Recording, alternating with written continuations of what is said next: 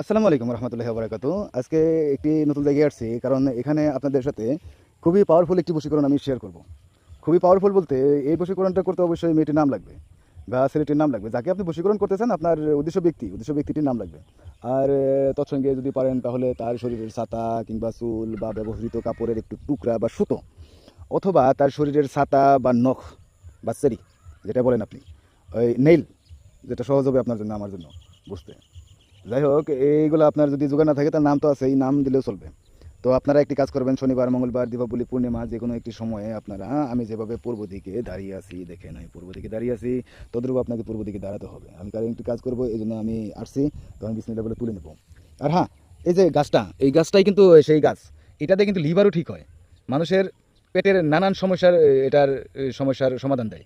আল্লাহর যে এটার ভিতরেও অনেক অনেক শেফা রেখেছে, এটা অবশ্যই কবিরাজরা জানে। তো যারা জানে তারা তো বিশ্বাস করে, যারা না জানে তারা বিশ্বাস না করলে, তাই বলে কি আর এই হেউজিয়া গাছটা কি আর এই সোনালি হয়ে যাবে নাকি বা কালো হয়ে যাবে নাকি? বিশ্বাস না করলে, তা বিশ্বাস না করলে কি আর এটার কার্যক্ষমতা হারিয়ে যাবে নাকি? তো আপনি বিশ্বাস করেন বা না করেন, এটা কার্যকরী 100%। তো এইটা দিয়ে বিসমিল্লাহ, এই যে শিকড়টা আমি তুলে নিছি, এই শিকড়টার এই একটু অংশ নিয়ে নিতে হবে, তাবিজে পুড়ে দিতে হবে।